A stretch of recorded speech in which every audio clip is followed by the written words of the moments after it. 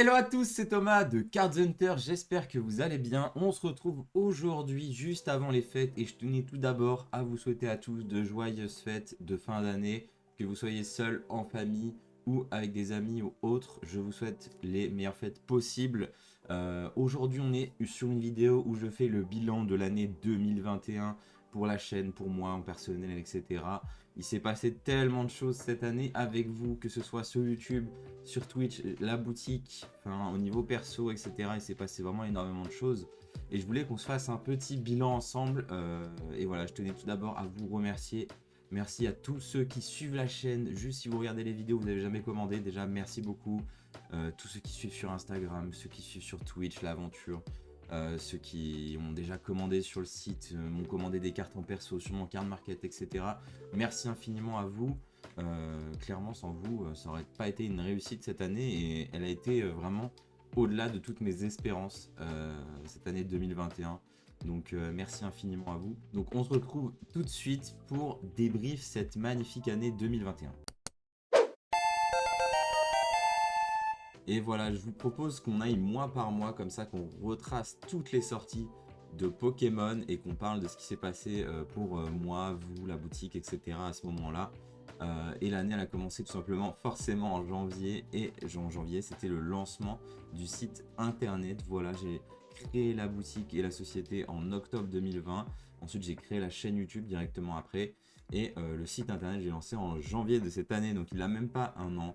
Et honnêtement, c'est un truc de ouf parce qu'on a fait plus de 5500 ventes sur le site en un an. Donc ça fait plus de 15 commandes par jour, c'est un truc de ouf. Je sais pas si vous vous rendez compte le volume que c'est. 5500 ventes, voilà, sur Card Market, quasiment 2000 ventes cette année. Donc vraiment, ça a été un truc vraiment incroyable cette année passée avec vous.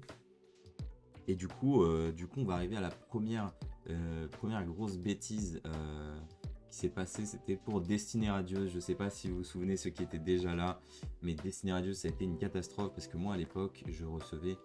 C'était le tout début de la boutique, forcément. Donc, c'était la première fois que j'allais recevoir des produits Pokémon.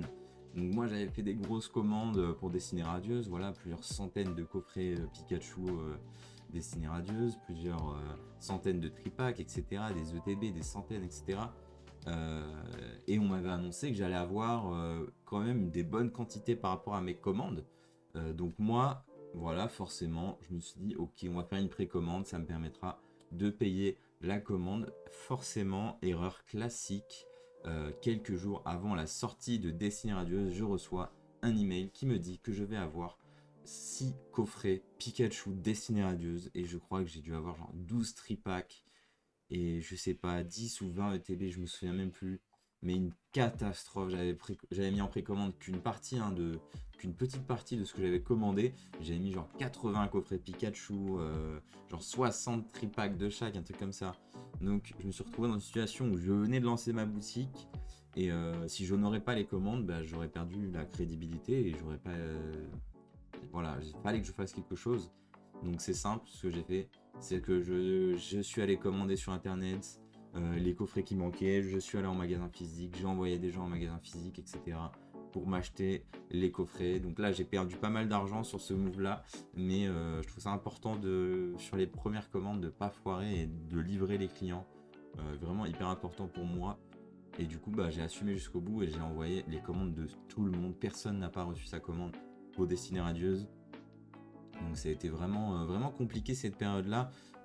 Mais en même temps, voilà, fin janvier, on a atteint les 1000 abonnés sur YouTube.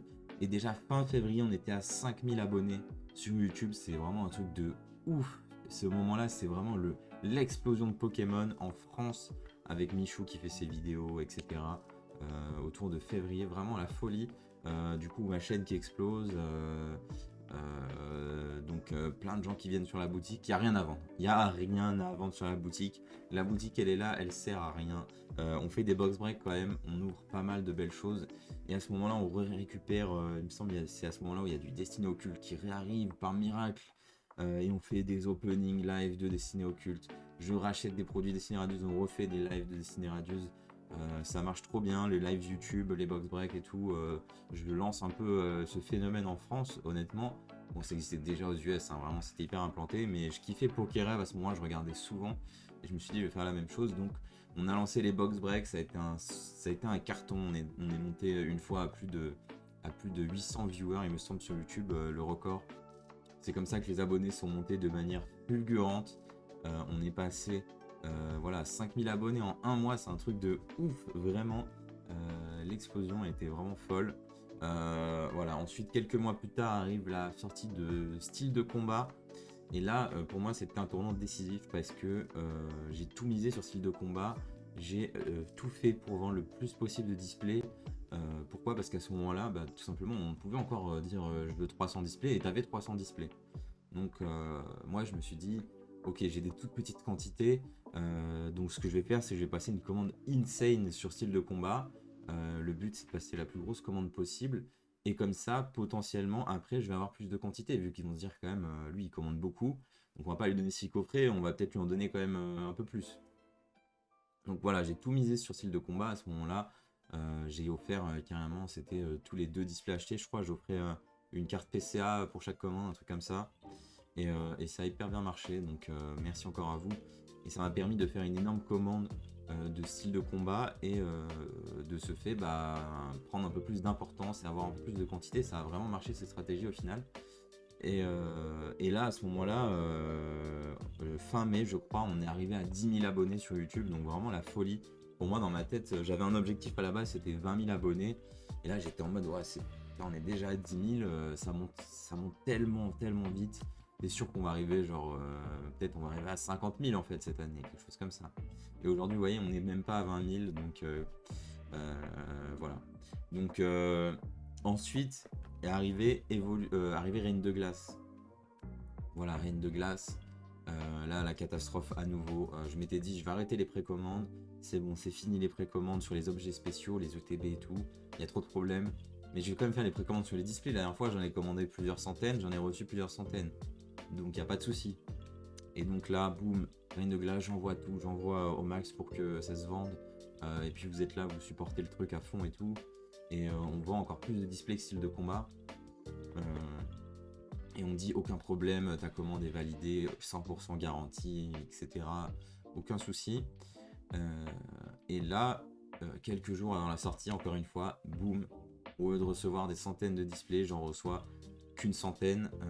Et j'ai plein de clients qui sont dans le mal et qui n'ont pas leur display. Et là, ça a été vraiment encore pire l'enfer parce qu'on m'annonce que je vais avoir des blisters en compensation. Donc les gens vont quand même avoir leur booster. Donc je dois envoyer des mails à plusieurs centaines de clients. Je les appelle carrément pour parler avec eux et pour échanger. Et ça a été des semaines compliquées, hein, vraiment des semaines compliquées avec Reine de Glace. Au final, tout s'est arrangé. Mais bon, il y a quand même des gens qui avaient pris vraiment 6 displays qui ont pu en avoir qu'un seul. Donc assez catastrophique. Au final, tout s'est réglé, mais ça a pris plusieurs mois. C'était un peu compliqué. Et donc, à partir de là, je me suis dit plus jamais de précommande sur la boutique. Et j'en parlerai sûrement parce que je vous ai pas dit, mais on va faire une vidéo. Je vais faire une vidéo qui sort dans quelques jours qui sera Pokémon en 2022 où je vais dire ce que pour moi, bah, déjà ce que j'espère sur 2022, mais aussi ce que j'aimerais qui change dans la communauté. Et il y a pas mal de choses sur lesquelles il faudrait revenir et que j'aimerais changer. En tout cas, les précommandes, plus jamais sur la boutique. Voilà, peut-être c'est l'année prochaine, on arrivera à un stade où il y aura plus ces soucis-là de quantité. Et dans ce cas-là, pourquoi pas revenir sur des précommandes, on verra. Mais je suis pas chaud. Honnêtement, je suis pas très chaud. On en reparlera plus tard en live ou autre. Et du coup, en parlant de live, justement, j'ai décidé vers septembre, quelque chose comme ça, de passer sur Twitch pour les lives. Et c'est ça qui a impacté énormément la chaîne YouTube. C'est-à-dire que là, ça fait longtemps qu'on est à 15, 16, 17 000 abonnés. Sans les lives YouTube, bah, on grossit plus sur YouTube. C'est assez simple. C'est ce qui nous a apporté le plus de nouveaux abonnés. Mais Twitch, ça a été un vrai changement en vrai qui m'a fait plaisir et qui nous a mis bien parce que maintenant sur Twitch on a une petite communauté, elle est plus petite que sur YouTube forcément, mais c'est que des gens qui reviennent, c'est que des gens qui sont hyper positifs. On a vraiment une vraie commu en or. Clairement sur Twitch c'est assez ouf. Parce que sur YouTube il y a plein de gens qui débarquaient, qui avaient ça dans les recos, qui venaient, qui insultaient, qui étaient désagréables, etc. Sur YouTube. Là sur Twitch, on a vraiment la petite communauté de fidèles et de passionnés. Et franchement, c'est trop kiffant de faire les lives. C'est pour ça que YouTube, j'ai un peu délaissé ces derniers mois.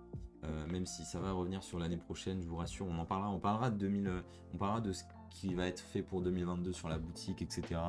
Vis-à-vis de YouTube à la fin de la vidéo. Mais clairement, YouTube, je vais essayer de revenir plus souvent et avec du contenu plus qualitatif. Mais les live Twitch, c'est vraiment ce qui me tient le plus à cœur en ce moment. Donc, si vous n'êtes pas encore sur Twitch et vous regardez pas encore les lives, je vous invite vraiment à le faire parce que vous loupez quelque chose. On fait plein de choses, on fait des tier lists, on joue à des jeux ensemble, on fait des unboxings bien sûr. Je vous montre aussi mes réceptions de cartes, je vous montre quand j'achète des collections, etc. C'est pas forcément des choses que je vais mettre sur YouTube parce que c'est pas forcément adapté. Mais en live, je trouve ça trop cool. Et puis on s'est mis à faire des box break aussi à partir de août, je crois. Des box break vintage. Donc on a ouvert quand même cette année, on a ouvert un display X Gardien du Pouvoir en français, on a ouvert un display Team Rocket en anglais, on a ouvert un display Fossil Edition en anglais, on a ouvert un display Appel des légendes. Est-ce qu'il y a d'autres choses? Je sais plus, c'est déjà bien, c'est déjà incroyable en vrai. C'est déjà incroyable. L'année prochaine, vous savez que j'aimerais ouvrir un display set de base édition 1 en box break avec vous. Donc ça, on va y réfléchir pour faire les choses vraiment bien. J'aimerais bien, pourquoi pas, que ça ait lieu en physique aussi, que les gens puissent venir. Pourquoi pas ouvrir leur booster sur le moment ou autre, j'en sais rien. On va y réfléchir. Mais c'est l'objectif l'année prochaine, même si je pense qu'on va quand même au global ralentir sur ces openings vintage. Donc tous les mois, c'est un peu abusé, mais on en fera peut-être un tous les 3 mois, quelque chose comme ça. C'est l'objectif en tout cas. Ok, donc maintenant on arrive à la fin d'année, célébration, point de fusion, VMAX, Climax, etc. Tout s'est enchaîné. Franchement, les séries sont de mieux en mieux pour moi. Pokémon a un beau futur, on en parlera sur la prochaine vidéo. Mais de plus en plus de sorties, en plus de ça, l'importation de produits du Japon, des goodies, des produits de Chine aussi. Vous avez vu récemment, j'ai mis en vente les superbes tripacks, les gift packs de Taïwan. Beaucoup de choses qui sont super cool, mais ça devient compliqué de gérer ça depuis ici. Donc je suis heureux de vous annoncer que j'ai trouvé des bureaux pour janvier, pour agrandir l'espace, pour pouvoir recruter. Donc vous allez voir des nouvelles têtes sur les lives, sur les vidéos, etc. Je pense dans les prochains mois. Donc il va y avoir un alternant qui sera recruté, il va y avoir sûrement quelqu'un de plus encore qui sera recruté, peut-être des stagiaires aussi, on verra.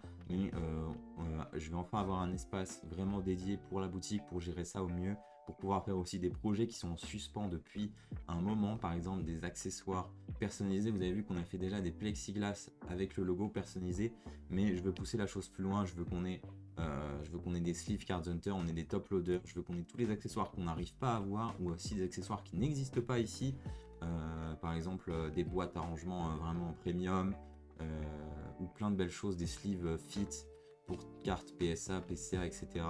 Vraiment plein de choses qu'on va pouvoir développer avec ces nouveaux bureaux, et puis également prendre plus de temps pour faire des vidéos parce que simplement si l'équipe grandit, je vais pouvoir déléguer des choses que je faisais aujourd'hui, et on va pouvoir prendre plus de temps pour le contenu sur YouTube et sur Twitch, et ça va être vraiment cool. Pourquoi pas des Twitch avec des nouvelles personnes aussi. Voilà, on a continué également à faire des vidéos fit avec des collègues, hein. Vous avez vu, on fait souvent des vidéos avec Flyhome, avec Card City, on a fait des lives, on a fait plein de belles choses, et ça on va continuer l'année prochaine, j'espère, à continuer à faire des lives avec d'autres gens, à faire des projets avec d'autres gens.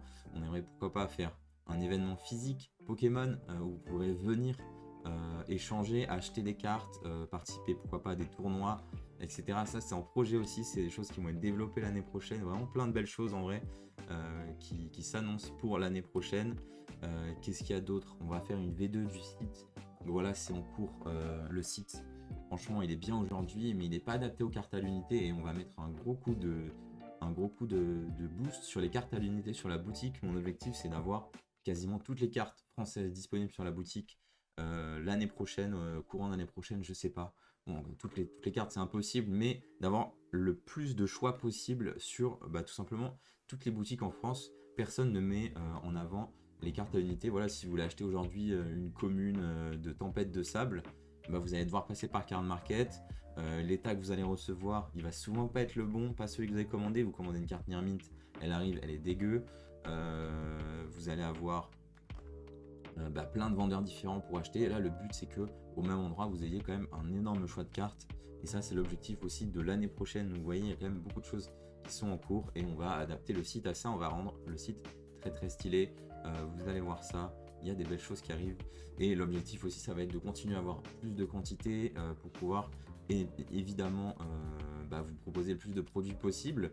Mais également, idéalement, baisser les prix. Franchement, il y a des prix j'ai fait des prix dans l'année, j'étais obligé parce que j'avais des stocks vraiment infimes, de vous faire des prix assez élevés.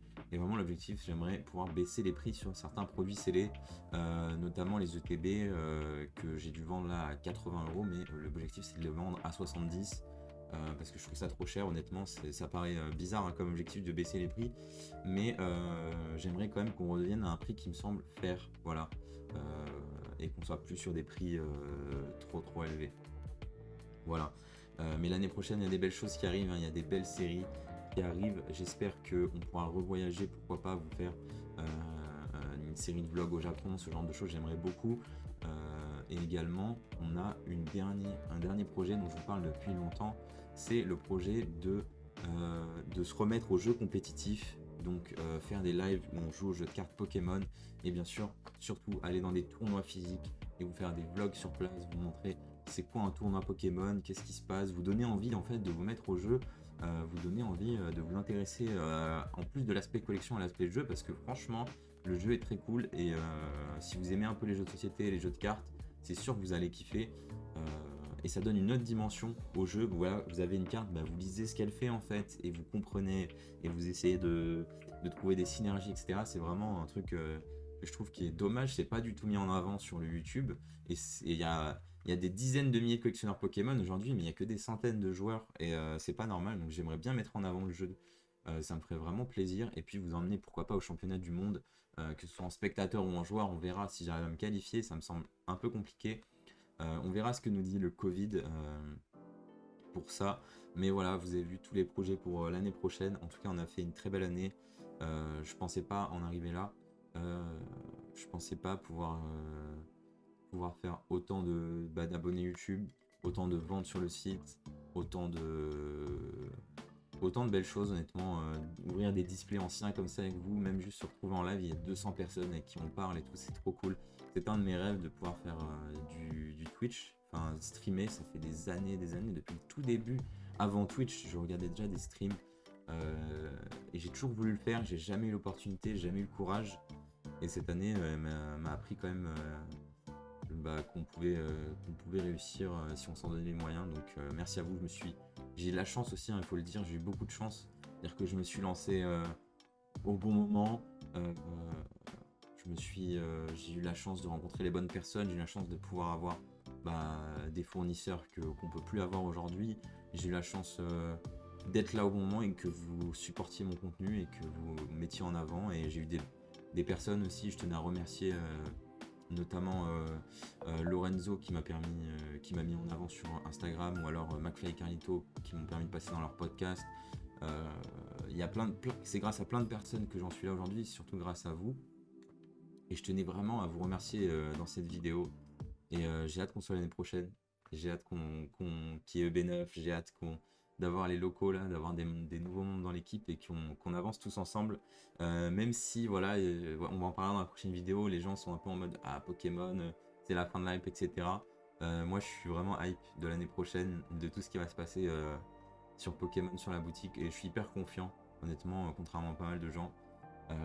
Je suis assez confiant pour Pokémon et pour les autres choses qui arrivent. Merci encore une fois à vous, je vous souhaite des magnifiques fêtes. On se retrouve sur la prochaine vidéo dans quelques jours où on va débrief de ce qui se passera l'année prochaine et puis également de ce qu'il faudrait changer pour moi, que ce soit au niveau de la communauté, au niveau des boutiques, au niveau de Pokémon même, voilà. Donc merci à vous, je vous ai parlé avec le cœur, la vidéo c'est de la totale impro, donc ça a été pas forcément scripté ou autre. J'ai dit beaucoup dans cette vidéo, j'ai l'impression, mais je vous ai dit tout ce que j'avais sur le cœur, voilà. Je vous remercie à tous et on se retrouve très vite.